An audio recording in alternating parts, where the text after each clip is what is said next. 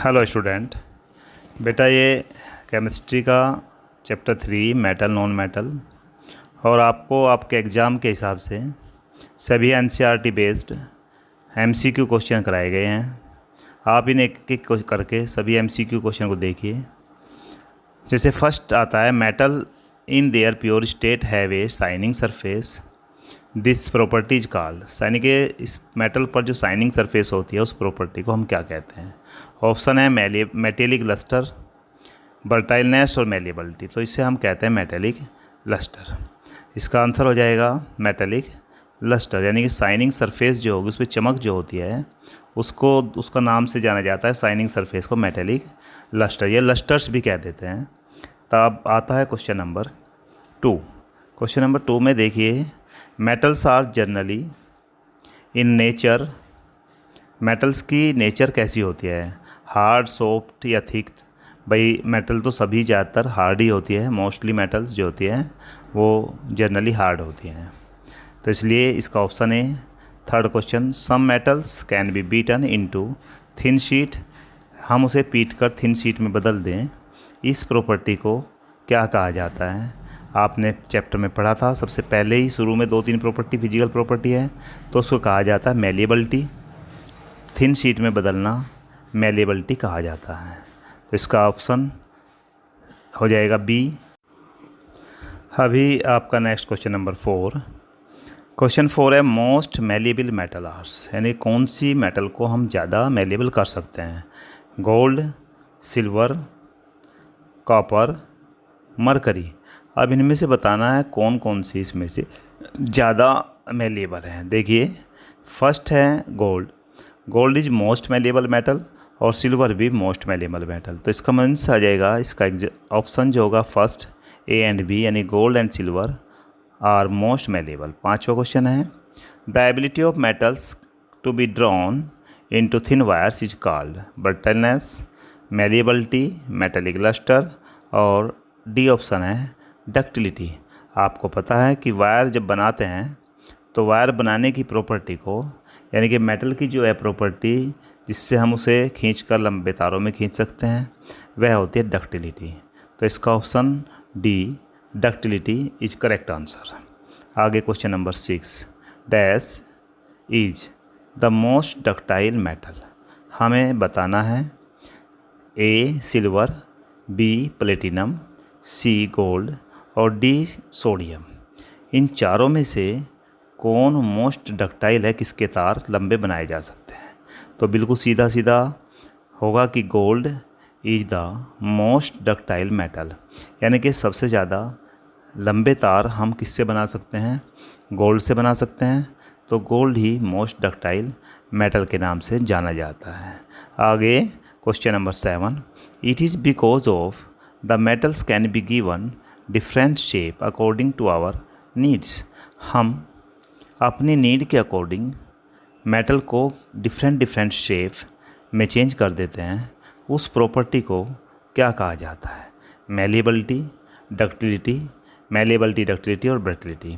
अब देखिए, हमें गिलास बनाना है, कटोरी बनानी है, या और मेटल के बहुत सारे इंस्ट्रूमेंट बनाने हैं, तो अपनी नीड के अकॉर्डिंग जैसा हमें नीड होती है उसको ऐसी शेप दे देते हैं, उसकी प्रॉपर्टी होती है मेलेबिलिटी एंड डक्टिलिटी। तो इसका means C option is correct, malleability and ductility.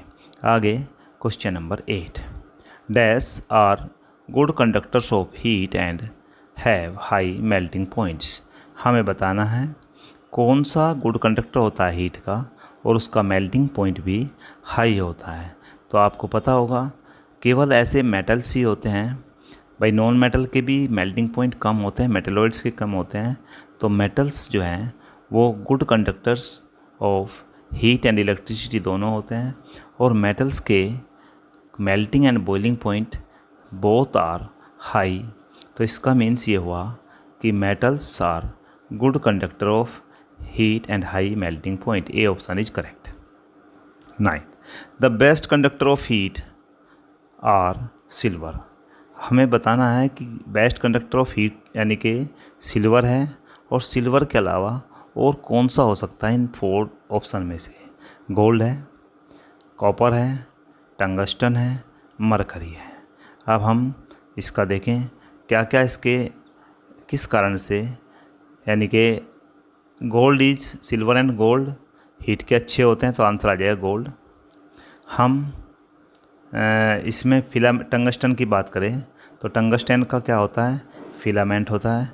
और मरकरी क्या होती है, एक मेटल होती है और लिक्विड फॉर्म में होती है। तो इसका means the best conductor of heat are silver and copper, copper करना इसका आंसर। अब आता है lead and dash, poor conductor of heat, यानी कि लेड दे दिया हमें। और दूसरा कौन सा ऐसा मेटल है जो हीट का पुअर कंडक्टर है, कॉपर, सिल्वर एंड मरकरी में।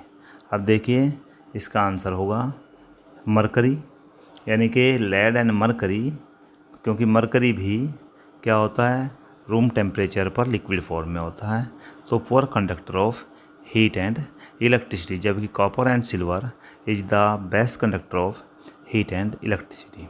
आगे next question number 11।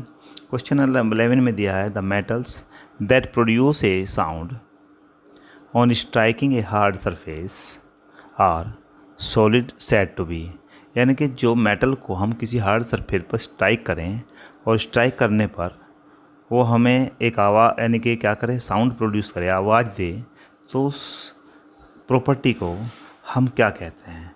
First is ductile, second is malleable और थर्ड इज सोनरस। तो इसका आंसर हो जाएगा सोनरस इज करेक्ट आंसर। आगे देखेंगे हम नेक्स्ट क्वेश्चन। देखिए सभी क्वेश्चन वेरी वेरी इंपॉर्टेंट हैं, आपके टर्म फर्स्ट में सभी क्वेश्चन आने वाले हैं। पहले आप चैप्टर को अच्छी तरह रीड कीजिए, जब इन क्वेश्चन को कीजिए। अब non metal are 12th question है, no are solid gas or gas except dash which is a liquid, इनमें से बताना है कौन सा लिक्विड है। यानी कि नॉन मेटल जो है वो किसकी फॉर्म में होते हैं, सॉलिड या गैस की, किसे छोड़कर, एक्सेप्ट ब्रोमीन, क्योंकि ब्रोमीन हमारा लिक्विड स्टेट में होता है, तो इसका करेक्ट आंसर इज ब्रोमीन। तो क्वेश्चन था the non metals are either solid और गैस, नॉन मेटल सॉलिड और गैस की फॉर्म में होते हैं, एक्सेप्ट किसे छोड़कर, ब्रोमीन को छोड़कर। आगे क्वेश्चन नंबर 13।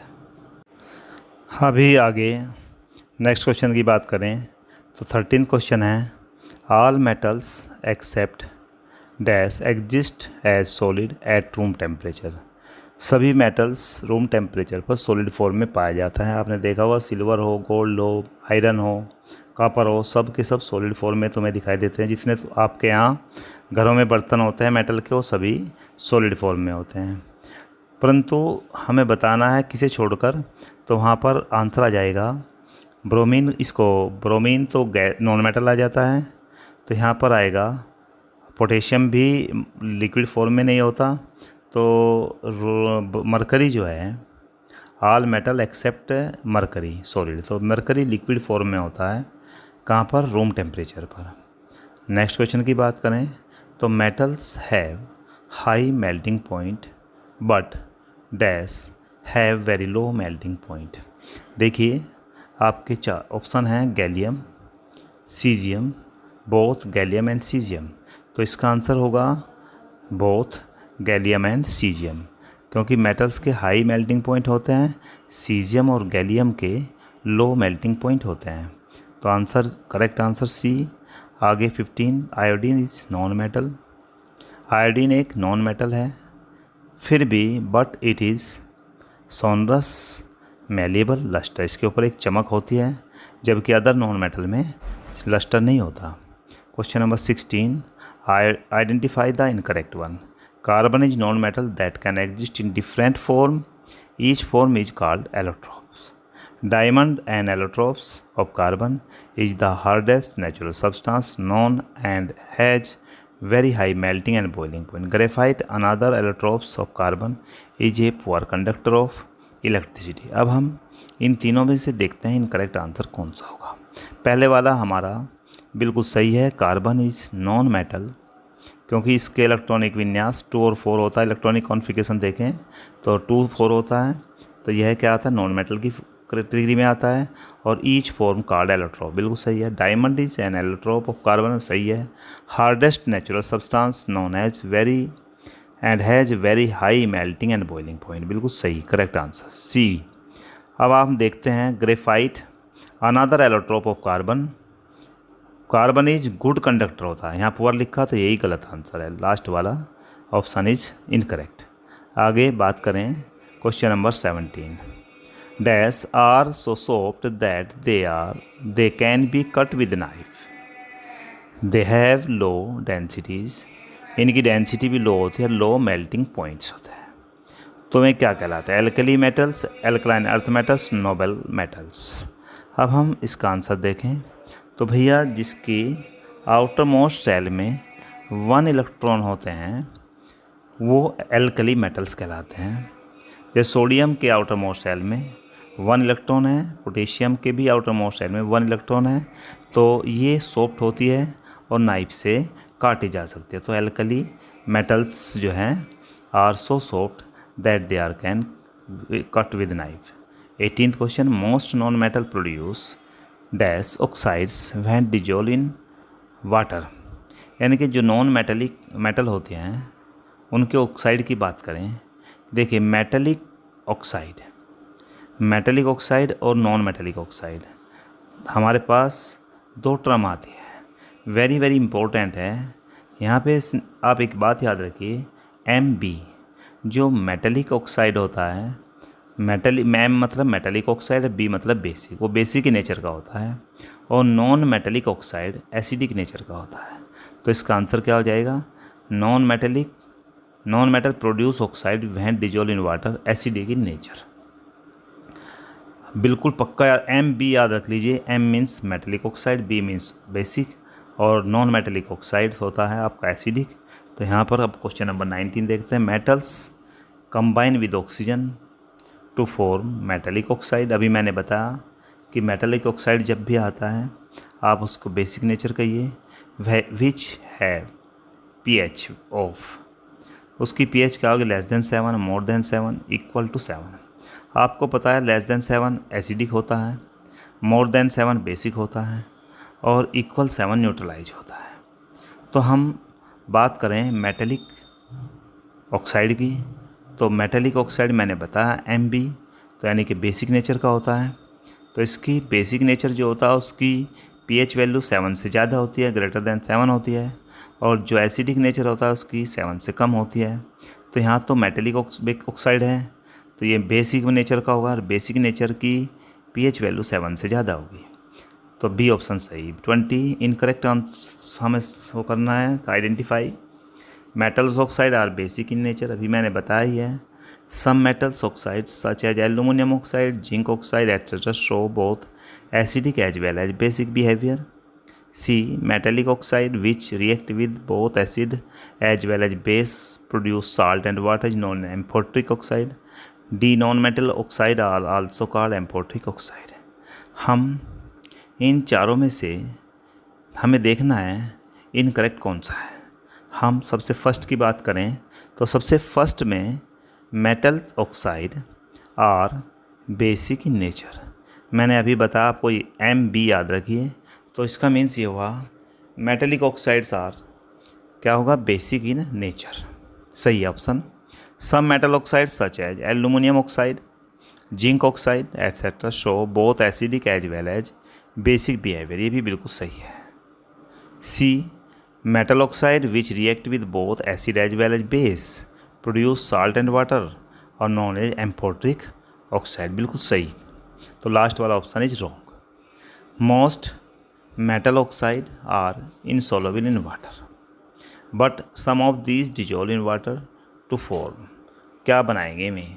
जो मेटल्स ऑक्साइड पानी में नहीं घुलते, but some of these dissolve, कुछ पानी में घुल जाते हैं, टू फॉर्म, उनकी फॉर्म कैसी होती है? Acidic, alkalis, salt. तो बेस जो पानी में घुल जाते हैं वो एल्कलीज कहलाते हैं। तो इसका आंसर होगा एल्कली, यानी कि most metal oxide are insoluble in water but some of these dissolve in water to form alkali, वो क्या बनेगा? एल्कलीज। आगे question number 22। Question number 22, identify the correct statement.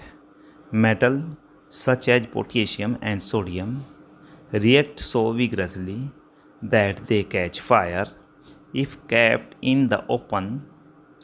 फिर आता है second option, to produce these metals and prevent accidental fire they are kept immersed in kerosene oil। हमें बताना है इनमें से करेक्ट स्टेटमेंट कौन सा है। भाई पहले वाले में इसने कहा था पोटेशियम और सोडियम की बात कर रहा था, जो आग ओपन में रखने पर कैच फायर कर लेता है। इसका मीन्स ये हुआ, ये हमारा आंसर बिल्कुल सही है। हम बी की बात करें, to protect these metals and to prevent accidental fires they are kept in immersed in kerosene oil. यदि हम इन्हें कैरोसिन ऑयल में रख दें तो एक्सीडेंट से बचा सकते हैं, क्योंकि ओपन में तो खुले में तो आग पकड़ लेता है। अब आता है assertion, at ordinary temperature the surface of metal such as magnesium, aluminium, zinc, lead are covered with a thin layer of oxide. भाई एक ऑर्डिनरी टेम्परेचर पर ये मेटल्स क्या कर लेती हैं, एक थिन लेयर अपने ऑक्साइड की अपने ऊपर बना लेती है। तो ये एक रीजन दिया हुआ है, the protective oxide layer prevent the metal form further oxidation, यानी कि आगे उसका ऑक्सीडेशन होने से बचाती है। अब हम इन्हें में बताना है कि पहले तो हमें देखना है कि ए सही है या बी सही है, कौन सा किसका एक्सप्लेनेशन है। यहाँ पर असर्शन की बात करें तो बिल्कुल करेक्ट है, असर्शन हमारा तो सही आंसर है। आगे बात करें रीजन की, the protective oxide layer prevent the metal from further oxidation, ये भी बिल्कुल करेक्ट है, परंतु reason is not correct explanation of assertion. तो हम अब देख लेंगे ए बी सी डी हमारा आंसर कौन सा होगा। तो हमें यहाँ पर पता चल गया कि असर्शन ठीक है, रीजन भी करेक्ट है, बट रीजन नॉट सही एक्सप्लेनेशन ऑफ असर्शन। आगे आता है क्वेश्चन नंबर 24 में दिया है, इनमें भी इनकरेक्ट देखना है हमें। Iron does not burn on heating but iron filing burn vigorously when sprinkles in the flame of the burner. Copper does not burn but are the hot metal is coated with a black colored layer। Silver and gold do not react with oxygen even at high temperature। अब हमने आपको ये time दिया था देखने के लिए कि कौन सा क्वेश्चन सही है। अब देखिए आंसर देखते हैं। पहले हम पहले वाले ऑप्शन की बात करते हैं, iron does not burn on heating but iron filling vigorously when sprinkle in flame of the burner में ले जाते हैं तो जल जाता है, सही है बिल्कुल। Copper does not burn but hot metal is coated with black colour layer copper oxide, ये भी सही है। C, silver and gold not react with oxygen at high temperature, बिल्कुल सही है। यहाँ पर आ गया silver and gold react with oxygen, वहाँ पर नोट आ रहा है वो सही है, तो ये गलत होगा ही। तो इसका मीन्स ये हुआ डी करेक्ट इनकरेक्ट है, silver and gold react with oxygen वाला। Silver and gold react with oxygen at high temperature, यह गलत है, इनकरेक्ट है। हमारे तीनों ए बी सी तीनों ऑप्शन सही है और डी ऑप्शन इज रॉन्ग। आगे हम नेक्स्ट क्वेश्चन की बात करेंगे 25 की।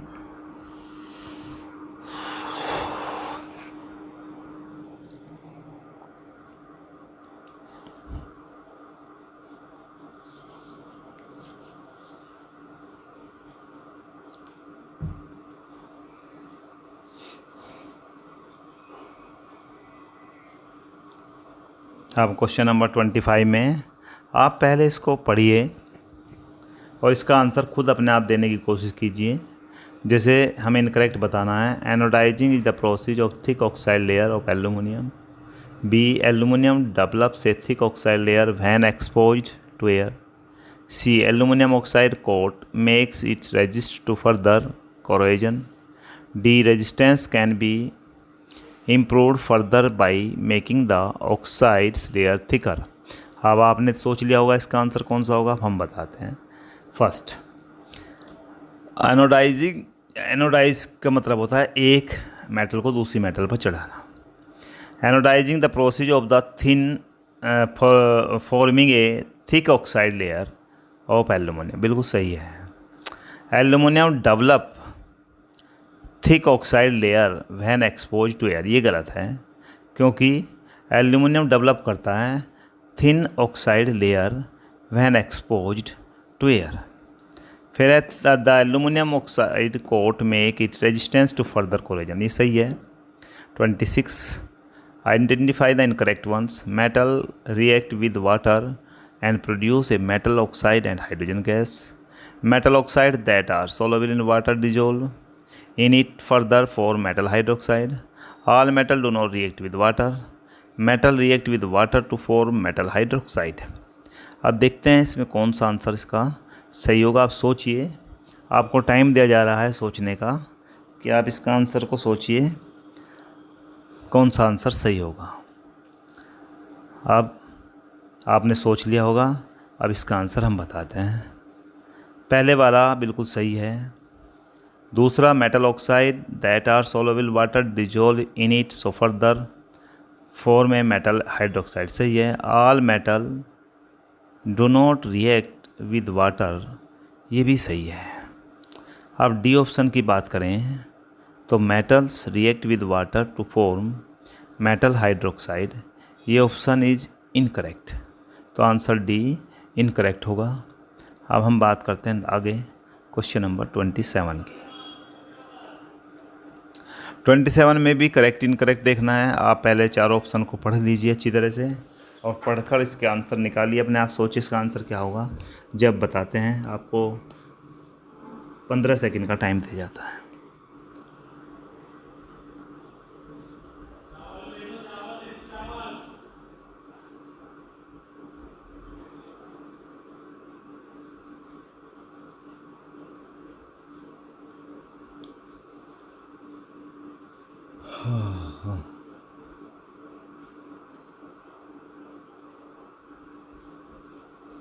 देखो भाई, metals like potassium and sodium react violently with cold water, बिल्कुल सही है। In case of sodium and potassium the reaction is so violent और एक्सोथर्मिक हीट निकलेगी that evolve hydrogen immediately catch fire, बिल्कुल सही है। The reaction of calcium with water less violent, the heat evolve is not sufficient to for hydrogen to catch fire, ये भी हमारा correct है। तो इसका मतलब ए बी सी तीनों करेक्ट हैं, तो इसका मतलब D answer none of above. आगे आता है 28 में कहा है calcium start floating because the bubbles of hydrogen gas formed stick to the surface of the metal, यानी कि कैल्शियम जो है, कैल्शियम की सरफेस पर क्या बन जाते हैं, बबल्स बन जाते हैं हाइड्रोजन गैस के, और वो उसकी सरफेस पर तैरने लगता है। तो ये बिल्कुल ट्रू है, सही आंसर है। 28 का आंसर होगा ट्रू। आगे क्वेश्चन नंबर 29 की बात करते हैं। 29 में lead, copper, silver and gold do not react with water at all, ये ट्रू है या फॉल्स। आप सोचिए 10 सेकंड, फिर हम आंसर बताते हैं।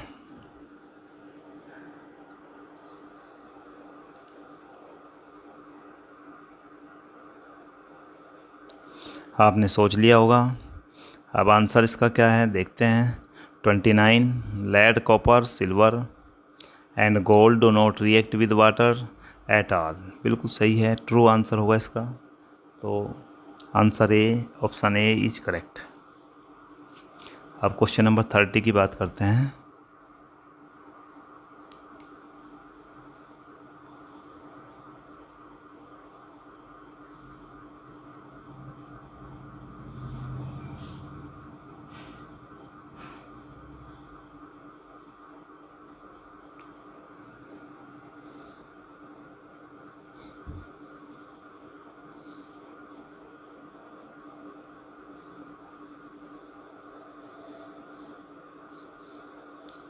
थर्टी में identify the correct statement regarding the reaction metal with nitric acid, यानी कि हमें किसके रिगार्डिंग देखना है रिएक्शन को, metal with nitric acid. A option है hydrogen gas is not evolve when a metal react with nitric acid. B option में hydrogen gas is evolve when a metal react with nitric acid. C option है it is because HNO3 is strong oxidising agent. और D option है it oxidise the hydrogen produce to water and itself get reduced to any of the nitrogen oxide. हम इसका answer बताते हैं। देखिए इसका answer होगा, पहले तो हम देखें कि इसमें से hydrogen gas is not evolve when metal react with nitric acid, बिल्कुल सही है। फिर बात करें अगर बी की, हाइड्रोजन गैस इवोल्व, वहाँ पे नॉट इवोल्व लिखा था, यहाँ पर इवोल्व लिखा है। When metal react with nitric acid, तो जब पहले वाला सही है तो बी तो इनकरेक्ट हो ही गया। See it is because HNO3 strong oxidising, ये सही है। It is oxide, it oxides, ये भी सही है। अब 31 लास्ट क्वेश्चन है, magnesium Mg, manganese Mn react with very dilute HNO3 to evolve gas. आप सोचिए इसका आंसर कौन सा होगा, ऑक्सीजन होगा, हाइड्रोजन होगा, नाइट्रोजन होगा। आप 10 सेकंड सोचिए।